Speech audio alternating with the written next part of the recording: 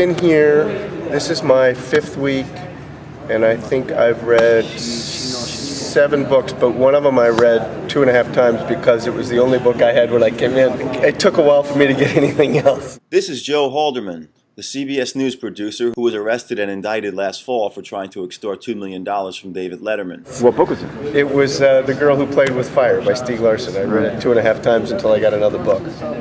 I brought it when I got sentenced. On the day I sentenced, I had it with me in the courtroom. Now, Mr. Halderman loves to read, and you might think that his recent sentencing to 6 months in Rikers Island, after pleading guilty to second-degree grand larceny, might cut into his access to books. But as it happens, as part of his mandatory work detail at Rikers, he got assigned to librarian duties at the makeshift branch that the New York Public Library runs at the jail.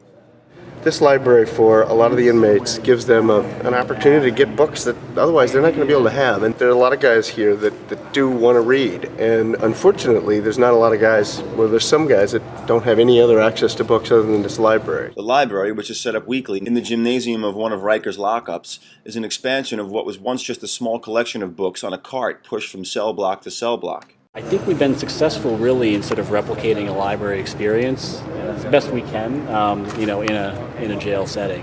And they're allowed to take a book and a magazine, and then it just works as a regular library. Next week we come in and we exchange the book with the guys, talk about what they like to read, try to get them the books that they want. What is the most popular book? Right now, the autobiography of Malcolm X is probably the most popular book, and we burn through paperback dictionaries, which we can never have enough of those. Dictionaries are a really valuable commodity in here because the guys who do read, or if they're writing a letter, or if they're doing something, a lot of these guys are doing something on their case or something. Like a guy came to me the other day and wanted to know the definition of concurrent. I mean, you'd think they'd know what concurrent is, but so, having a dictionary is valuable. So have been, basically I think because I'm old, I get asked a lot of questions. So you're sitting there reading and it's sort of a constant interruption. There's a lot of downtime in here, and so the opportunity for these guys to get books that they want to read, that helps them, pass the time and stay out of trouble is a good thing. Do they ask you do you give suggestions, and what would you give? Is it based on what you think the person will like, or just something that you've read? Well, I'll ask this guy, what do you usually read? Me, I've done a lot of time over the years, so I don't really go towards the sci-fi stuff. Yeah.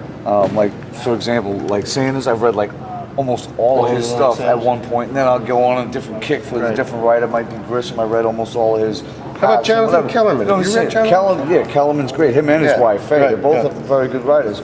It just depends. I see a lot of the young kids. They like to go more towards the ethnicity, those hood stories or whatever.